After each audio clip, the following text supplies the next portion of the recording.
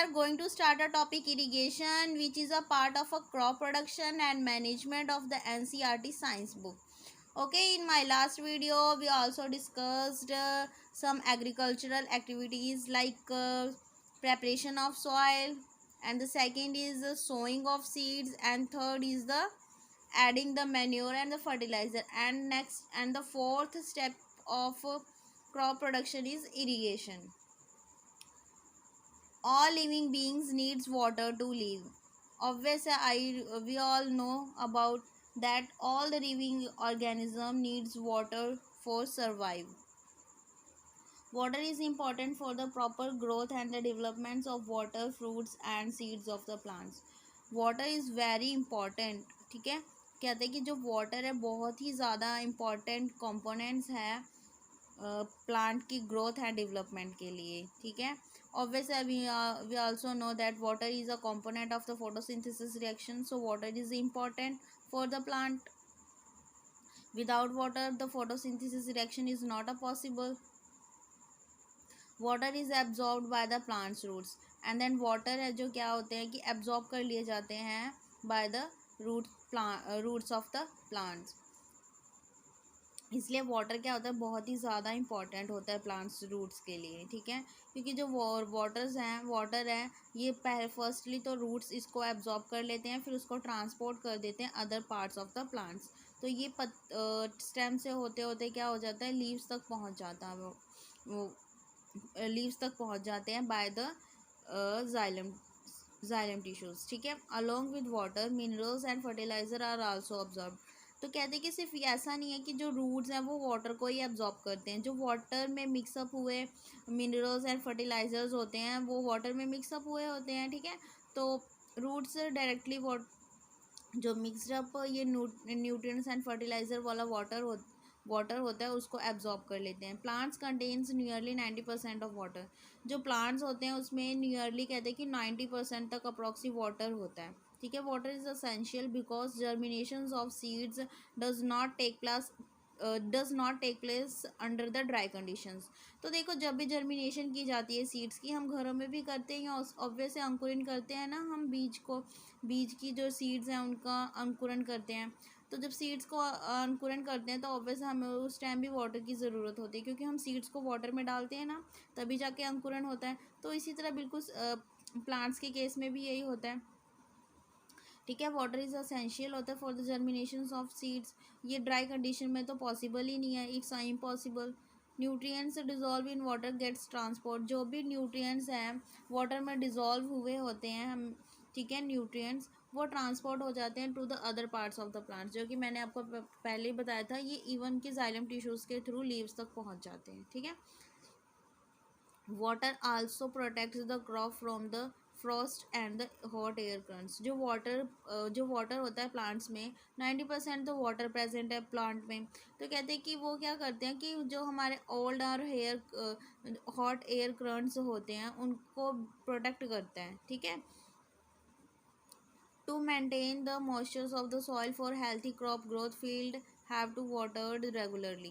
तो कहते हैं कि अगर हमने सॉइल में भी, कहते हैं कि सॉइल जो होता है हमारा उसमें भी वाटर की प्रेजेंस होती है. ठीक है, तो सॉइल में भी वाटर की प्रेजेंस होती है, ऑब्वियसली सॉइल में ही प्रेजेंट होता है वाटर, तभी तो वो रूट एब्जॉर्ब करते हैं उसे.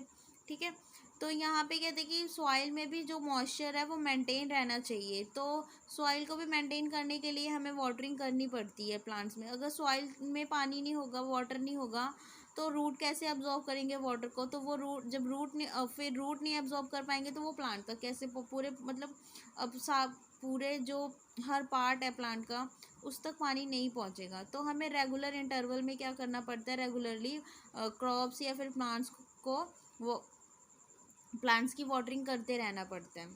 The supply of water to crops different intervals is called irrigation.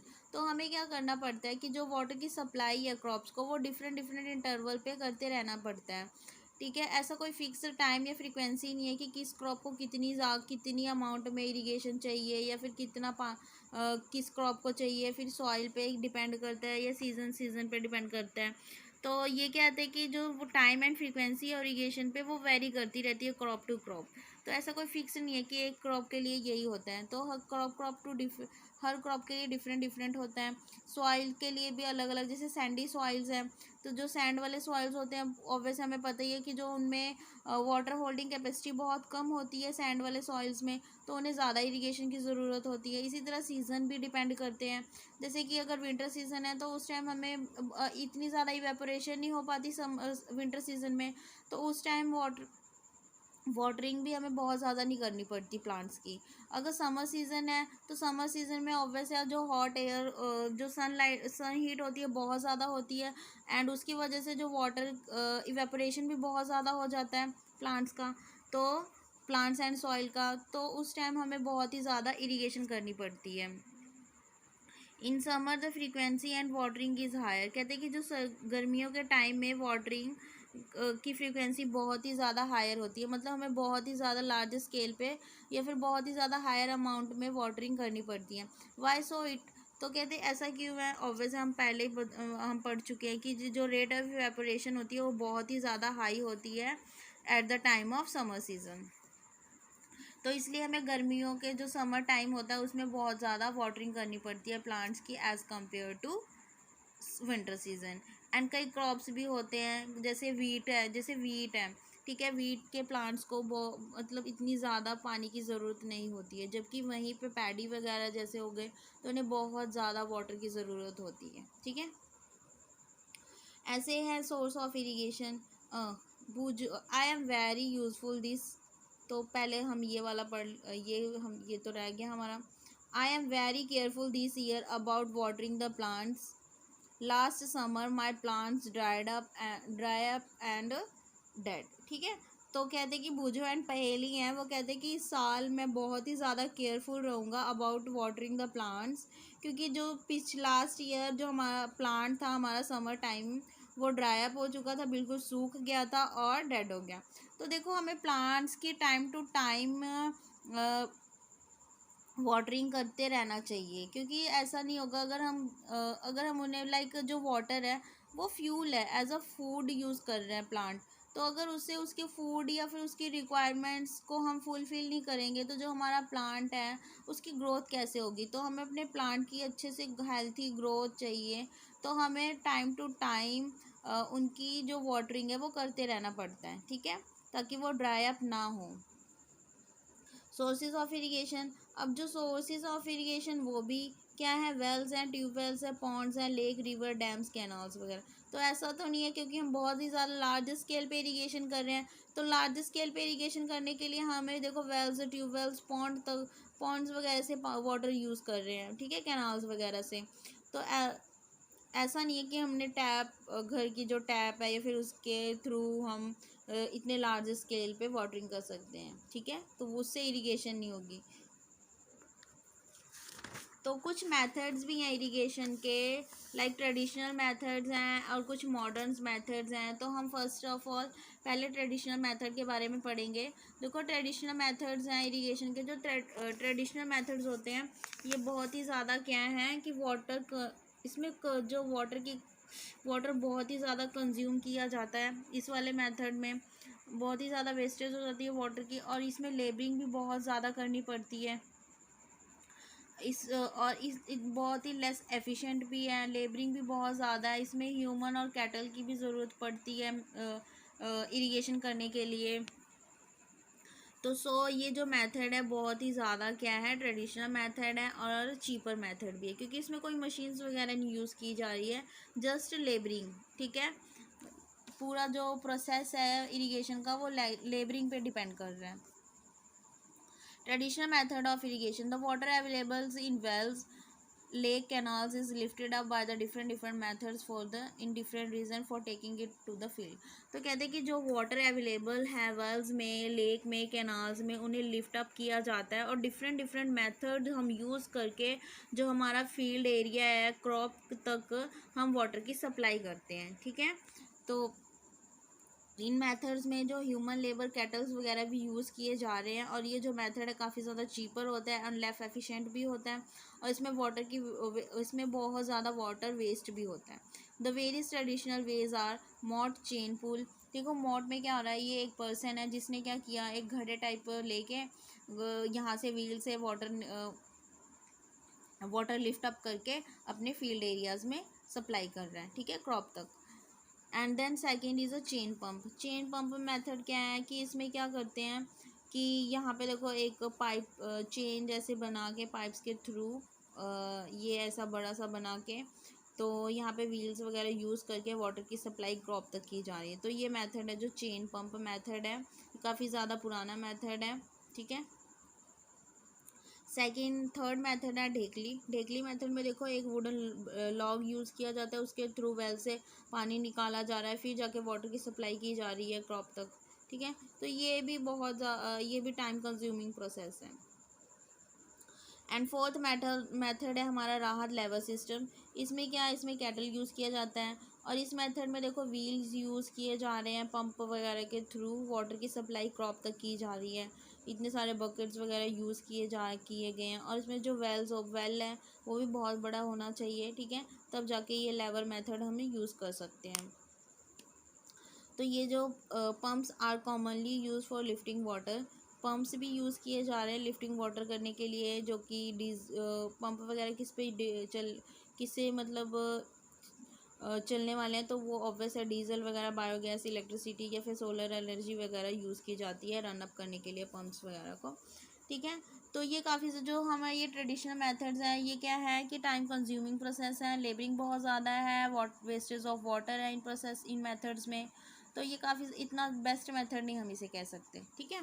तो जो हम नेक्स्ट मेथड पढ़ने जा रहे हैं मॉडर्न मेथड, ये मेथड्स काफ़ी अच्छे हैं। इनमें जो वाटर सेविंग प्रोसेस है ये, और इसमें टाइम कंज्यूम इतना ज़्यादा टाइम भी नहीं कंज्यूमिंग नहीं है, बट ये मेथड, ये वाले मेथड क्या थे, बहुत ज़्यादा चीपर थे, बट ये थोड़े कॉस्टली है क्योंकि इनमें पाइप्स वगैरह यूज़ की जा रही हैं, ठीक है, एंड मोटर्स वगैरह। तो modern methods of the irrigation, modern method of irrigation help us to use water economically. तो ये जो मॉडर्न मेथड है इसमें हमने ये इसलिए मेथड्स हैं क्योंकि इन मेथड्स में हम वाटर को इकोनॉमिकली यूज़ कर रहे हैं, क्योंकि ऑब्वियस है हमारे जो अर्थ है उस पर वाटर है बहुत ही ज़्यादा धीरे धीरे कम होता जा रहा है, ठीक है। तो इसीलिए हम ऐसे ऐसे मेथड्स यूज़ कर रहे हैं ताकि हमें बहुत ही ज़्यादा लेस अमाउंट में वाटर को यूज़ करना पड़े। तो फर्स्ट मेथड है sprinkler system. This system is more useful this system is more useful on the uneven lands. तो जो ट्रेडिशनल मेथड से देखो इसमें लैंड क्या था, बिल्कुल ही लेवल किए हुए थे, जो फील्ड है वो बिल्कुल ही सरफेस हमारा लेवल होना चाहिए, क्योंकि हम यहाँ से पानी डाल रहे हैं, अगर यहाँ से हमने पानी डालना स्टार्ट किया, अगर लेवल नहीं होगा तो अगर ऊपर नीचे होगा, मतलब सरफेस स्मूथ नहीं होगा, तो पानी यहीं पे आके रुक जाएगा, ठीक है। जहाँ पे बहुत ही ज़्यादा डीप होगा वहाँ पे ज़्यादा पानी जाके रुक जाएगा, और जहाँ पे थोड़ा सा ऊंचा होगा, ठीक है, वहाँ पे बिल्कुल ही वाटर नहीं होगा। तो ऐसे अनइवन फील्ड में वाटर की सप्लाई ट्रेडिशनल मेथड में बहुत ही ज़्यादा मुश्किल हो जाएगी, ठीक है, पूरे एरिया की इरिगेशन करना।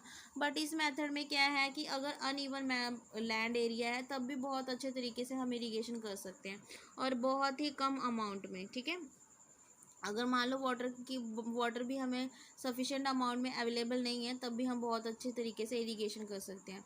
तो इसमें क्या होता है, इस मेथड में क्या होता है, परपेंडिकुलर पाइप्स लगी होती हैं, और उन पाइप्स के ऊपर क्या होता है, देखो जैसे ये पाइप्स लगी हुई हैं, ठीक है, और ये पाइप्स मेन पाइप की सप्लाई हो रही है, और यहाँ पे ये छोटी छोटी सी पाइप्स लगी हैं जिनके ऊपर क्या लगा हुआ है, रोटेटिंग नोज़ल लगा हुआ है।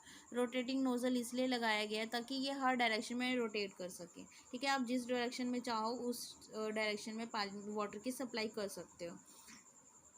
Having rotating nozzle on the top are joined to the main pipelines at the regular intervals, ठीक है। तो हम इन जो पाइप्स हैं उनको क्या करते हैं कि मेन पाइप से कनेक्ट कर देते हैं रेगुलर इंटरवल के बाद, फिक्स टाइम के बाद। when water is allowed to flow through the main pipe under a very pressure with the help of pump। तो क्या हम करते हैं कि बहुत ही ज़्यादा हाई प्रेशर पे वाटर की सप्लाई करवाते हैं थ्रू द पंप, और फिर नोज़ल पाइप से वो वाटर निकलना स्टार्ट होता है और पूरा क्रॉप के ऊपर क्या होता है, स्प्रिंकल्ड हो जाता है, छिड़का जैसे वाटर पे क्या होता है इसकी छिड़काव हो जाती है क्रॉप्स पे, ठीक है।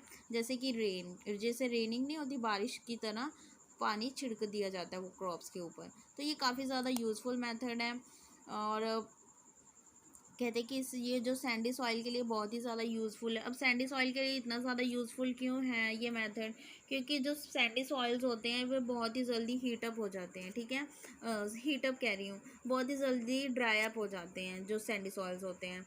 तो इनके लिए स्प्रिंकल मेथड बहुत ही ज़्यादा अच्छा मेथड है, क्योंकि हमें इन्हें बहुत सैंडी सॉइल्स में हमेशा वाटर होल्डिंग कैपेसिटी बहुत कम होती है, तो इनको बहुत ही ज़्यादा इरिगेशन की ज़रूरत पड़ती है। तो उनके लिए स्प्रिंकल मेथड बहुत ही अच्छा है, क्योंकि उस टाइम पानी इतना ज़्यादा वेस्ट नहीं होगा। ड्रिप सिस्टम में क्या होता है कि हम ड्रॉप वाटरफॉल ऐसा करवाते हैं कि जैसे कि लाइक अ ड्रॉप, ठीक है, एक एक बूंद करके पानी रूट्स के ऊपर गिरता है क्रॉप के। In this system the water falls drop by drop directly near the roots, so it is called the drip system. इसलिए इन्हें क्या कहा जाता है? ड्रिप सिस्टम कहा जाता है, ठीक है। तो इस सिस्टम में क्या है कि पानी की जो वाटर की सप्लाई है वो एज अ ड्रॉप की जाती है टू द रूट्स के ऊपर, एक एक जैसे ड्रॉप गिरती है ना बूंद बूंद करके, बिल्कुल उसी तरह इसकी इरिगेशन इस सिस्टम में बिल्कुल वैसा ही किया जाता है। It is the best technique for watering the fruit plants, gardens and the trees. तो ये क्या कहते हैं कि ये बहुत ही ज़्यादा बेस्ट मेथड है इरिगेशन करने के लिए, ठीक है। इसमें वाटर है उस बहुत ही मान लो लेस अमाउंट में वेस्ट होगा, ठीक है, या फिर वेस्ट नहीं होगा, क्योंकि हम डायरेक्टली रूट को चाहिए वाटर, हम जस्ट रूट को ही वाटर सप्लाई कर रहे हैं। तो किसी भी तरह की कोई वेस्टेज ऑफ वाटर नहीं है इस प्रोसेस में। The system provides water to the plants drop by drop, एक एक बूंद करके प्लांट्स के ऊपर ये पानी गिरता रहता है। Water is not wasted at all, तो ये बिल्कुल ही पानी इस प्रोसेस में वेस्ट नहीं होता। तो कहते हैं कि ये उन एरियाज़ के लिए बहुत ज़्यादा बून है, मतलब आशीर्वाद की तरह, या फिर बहुत अच्छा है उन एरियाज़ के लिए जहाँ पे वाटर की सप्लाई बहुत ही कम होती है, बहुत ही पुअर है, जहाँ पानी की बहुत ही ज़्यादा कमी है। तो उन एरियाज़ के लिए ये मेथड बहुत ही ज़्यादा बेस्ट मेथड है, drip system. Okay, thank you.